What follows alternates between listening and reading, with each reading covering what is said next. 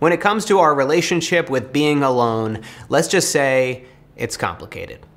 Ever since the early 1950s, when television entered half of all American homes, there's been an ongoing conversation around the impact of technology on our relationships. I invite each of you to sit down in front of your own television set when your station goes on the air. I can assure you that what you will observe is a vast wasteland. Fast forward to the present day, and things have only gotten more complicated.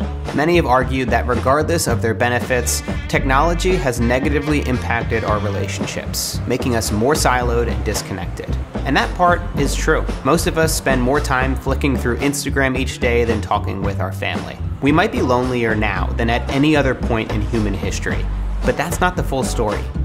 If there's one thing that I've learned from moving in with my wife years ago, my amazing, beautiful, and talented wife, it's that sometimes you just can't get a moment to yourself. And so if you've ever felt happier alone, you aren't alone. There's been a ton of research over the past couple of years that's shown that if you increase the amount of time you spend alone, it'll improve your mood, increase your productivity, and even strengthen your relationships.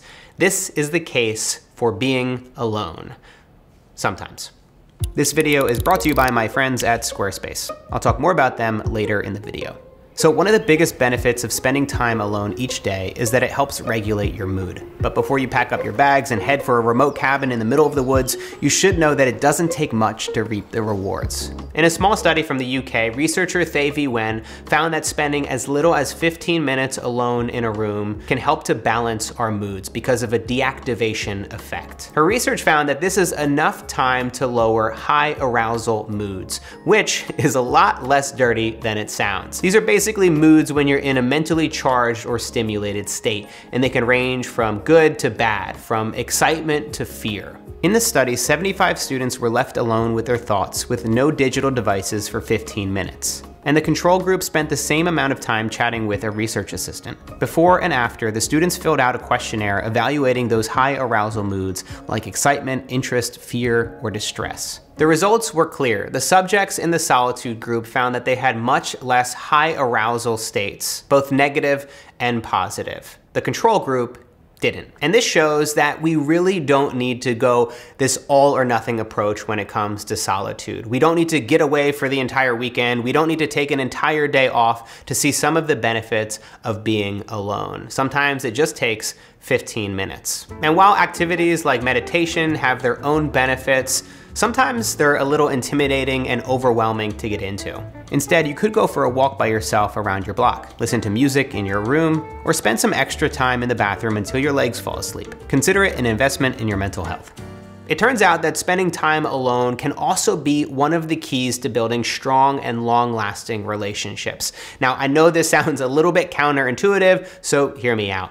We all know the phrase, absence makes the heart grow fonder. Well, there's now research that actually backs it up.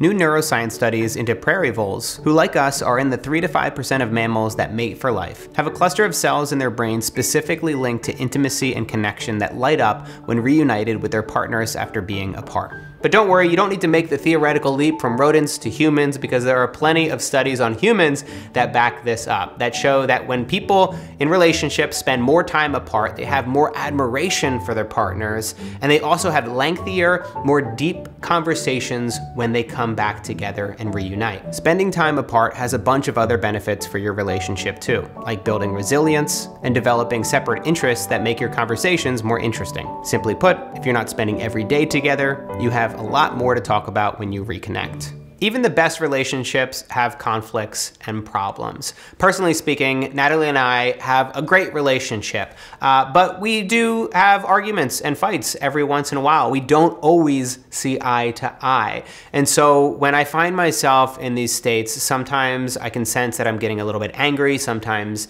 I might want to shout, because who in their right mind would leave a shampoo bottle in the shower when it's empty? I mean, who does that? But I tell myself, okay, Matt, you just need to take a few minutes. And so I often do. I say, Nat, I just need 15 minutes to cool down. Just give me a minute to clear my head. I take 15 minutes by myself, And all of a sudden, like we said previously, my mood starts to regulate. I start to realize that this time away is actually getting me to realize that maybe I shouldn't be so worked up over a bottle of shampoo. Time alone also seems to be key to our creativity. Brain scans have shown that when we're alone, a part of the brain lights up called the default mode network. It's an interconnected part of the brain responsible for self-referential processes like evaluating information, recalling memories, processing emotions, and planning for the future.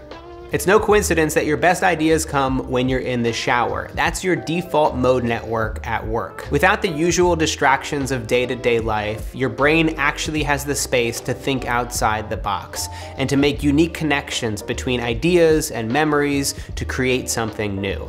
It's no wonder why some of the world's best entrepreneurs, artists, athletes, and creatives recommend that you take space and time alone, because that's when you're most likely to have your creative breakthroughs. Dr. Misha Myers, a senior lecturer of creative arts at Deakin University, points out, to find an original expression, you need to develop a relationship with yourself.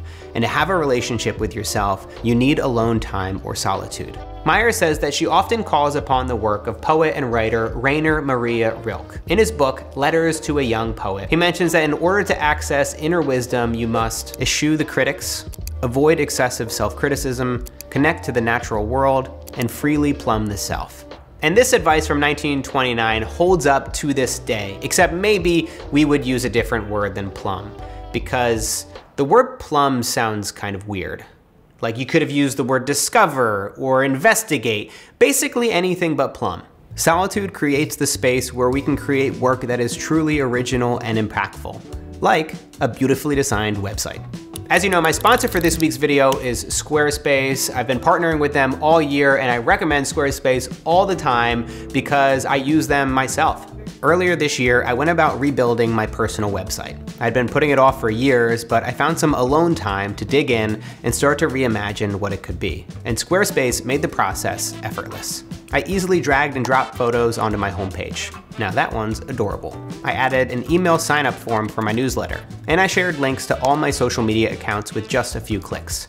I personally like to keep things simple, but Squarespace is packed with lots of features like scheduled posts, detailed analytics, and e-commerce stores. With hundreds of beautiful templates to choose from, Squarespace is a no-brainer. Head to squarespace.com for a free trial. And when you're ready to share your idea with the world, go to squarespace.com/MattDiavella to save 10% off your first purchase of a website or domain. If you have a minute to check out Squarespace, when you do that, it helps to support my channel. So thanks so much to Squarespace for sponsoring this video, and thank you for keeping them in mind. And the last benefit that you'll find from increasing your time alone, you're more productive. The modern employee is bombarded with distractions every day, from Zoom calls to incoming emails, to useless meetings and nonstop notifications. It seems like everyone from your boss to your coworker is trying to find a way to eat up your time. Whether you work at home or in the office, you can find yourself in a perpetual state of task switching.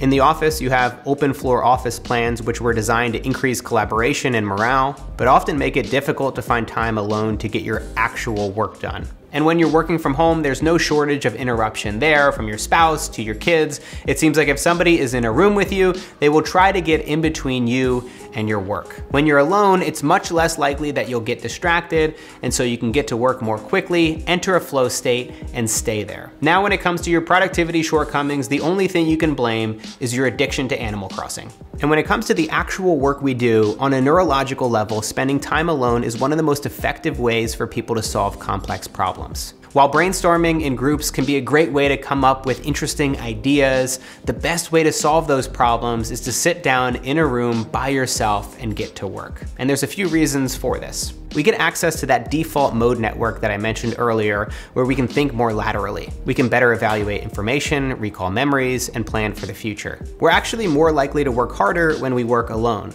Back in 1913, agricultural engineer Maximilian Ringelmann coined the term social loafing to describe the fact that people were more likely to put in more effort when tackling tasks like rope pulling alone versus with others. So when you're trying to solve a problem, like fulfill a seemingly impossible creative brief for a client, or coming up with a thumbnail for a video about loneliness, the best thing you can do is lock yourself in a room and do the work. Nagging your wife might not be the best way to go. Speaking from experience, our relationship with loneliness is messy. Lots of us are craving real in-person connection, and others just want to create a new identity, enter the witness protection program, and fall off the face of the earth. As with most good things in life, like beer and reality television, the danger is in the dose, and the prescription might be different from one person to the next.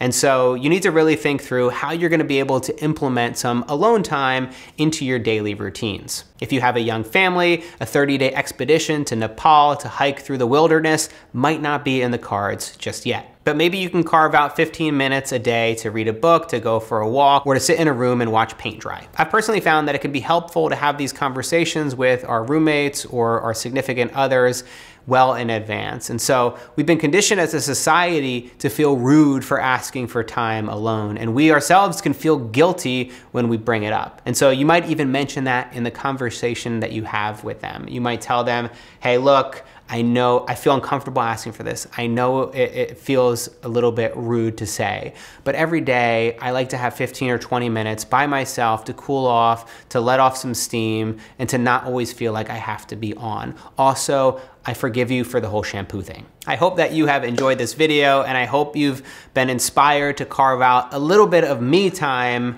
each day. Now, if you don't mind, I'd actually like a little bit of alone time myself. See ya.